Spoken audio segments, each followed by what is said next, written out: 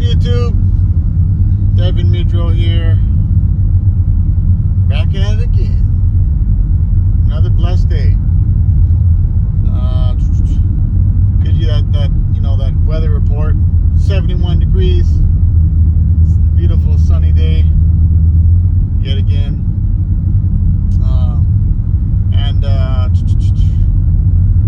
Just getting back into it. So I'm in a different Toyota. I'm in a Toyota Sienna, not a Toyota Tacoma, which was fun, man. I really enjoyed having the Tacoma truck.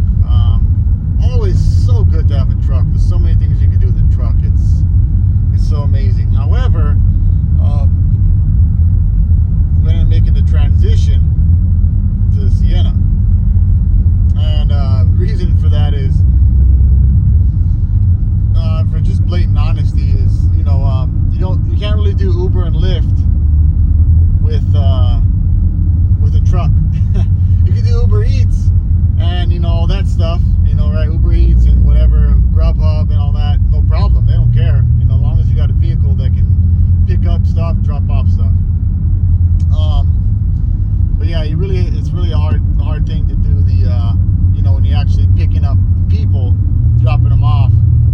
They don't even allow Toyota Tacoma or even trucks in general, I believe, on Uber. Lyft they do, but Lyft has been kind of, just to put them on the spot, kind of funky lately with some really weird issues. I don't know what it is. I can't really figure it out, but I'm not the only one. Apparently there's a few other people that I know that are having the same issue with Lyft, and so I don't know. But Uber's been solid. And basically that's what I've been doing, is using the van for Uber, picking up human beings and dropping them off wherever they need to be dropped off to. And it's pretty lucrative. It helps to kind of fill in the gaps, if we need a little extra money or something like that. Basically it's like my second job, right? Except if I don't want to work it, or if something comes up, or I gotta take a vacation, or who knows, right? I don't have to do anything. I just leave the app off, right? But if I want to basically go on and make some money, as soon as I get off of work, turn on the app, boom, I'm getting ride requests, right? I'm making money, right? So it's really efficient. I recommend it to anybody who's trying to come up, maybe their financial position in a more healthier place. And yeah, it's great. I had to go that route, really because of some things that happened, and I did it before, years ago, right, was doing it before COVID, and once COVID kind of came along, and that's when I kind of was like, I had a full-time job, and I didn't want to risk that. I didn't want to jeopardize that by, basically driving and picking up people, and who knows. At that time, it was pretty crazy. It was a pretty crazy time for everybody. I mean, the world was in kind of disarray with when that was taking effect, right? I mean, everywhere it was kind of crazy. So, but yeah, that's kind of the thing. So right now I got a new phone mount, and it is basically in the vent, right? So it sits a little lower than I like it to. Would be nicer if it sat a little higher, but you know what? Where it's at, it works. It works. When I look down at the phone right now, I still can basically see the road in front of me. Same concept as the Tacoma. That's the same way I mounted it. I spoke about this before in videos.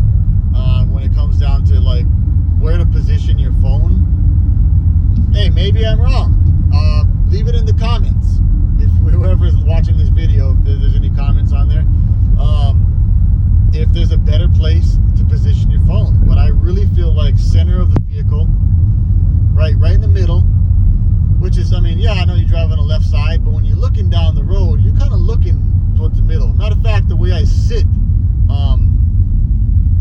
in the vehicle personally, I have the armrest here, and I kind of lean off a little bit to the side. Like the headrest is right here. I don't sit dead headrest. I usually kind of lean off to the side here, just because I like to orientate myself towards the middle of the vehicle, right? Because that's kind of where you want to really be when it comes down to making turns and just having a very clear, concise, viewpoint of where you're going, right? And same thing. So if I align myself, actually this is aligned with the phone, but because I sit it right about here, the phone's right here in the middle of this is kind of where I position it. And so when I look at the phone, right, say I'm doing Uber Lyft, right? I look at the phone for directions or just whatever. I can look at the phone, but I can still see. My peripheral vision is still solid, where I can still see in front of me, right? So somebody's brake lights go off, somebody makes a turn or something like that, whatever.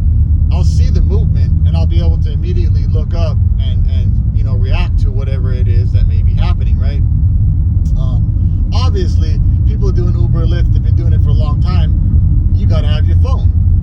The newer cars have these screens you can plug into, right? Plug your phone into the Bluetooth. You can Bluetooth to it, or you can just plug it in, right? Actually tap into the phone, and it'll display on the screen. Either way, the screen's where?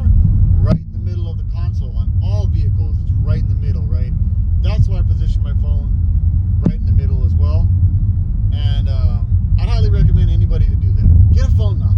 This thing right here, this little in the vent AC phone mount, I'm high confidence my wife got it on Amazon for no more than $12. I think it was less than that, but I'm going on the high side. And it is literally hands-free. For one, at least here in the state of Hawaii, they just give you a ticket. It's like they don't even give you the option of like saying, hey, you can go to court and fight it. Now they're just like, if you get a ticket for this, they're just going to send you the bill and be like, yeah, you pay it. Don't need to go to court, just pay us. You know what I mean? So, and it ain't cheap either. It's like, last I heard it was $300 something. It's probably now $400. I wouldn't doubt it, And nobody wants that bill. Nobody wants that bill. Right? So, if you got a phone mount, you know how many people I drive by and I see them doing all this crazy stuff, swerving on the road, right? And I'm like, it's the middle of the day. I'm like, yeah, I don't think anybody's drunk in the middle of the day. Drive by, sure enough, as I'm driving by, they're like this. I'm at a stoplight right now, so they're like this, head down, straight down, looking at their phone on their lap. And I'm like, I guarantee you ain't gonna see nothing if you're looking down like that. You have no peripheral view of the vehicle in front of you. No chance. You look down, even if you think a second is not that long, and you'd be surprised, you're looking down at your phone, you think you're down for a second. Nope, you're down for more than a few seconds a lot of times, right? You look down, you look back up, it's too late.